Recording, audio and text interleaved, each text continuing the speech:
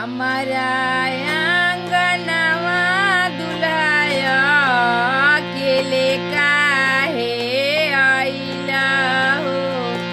हमारा आंगनवा दुल्हा अकेले काहे आइला हो। मम्मी लेके आई ताए दूल्हा, पापा लेके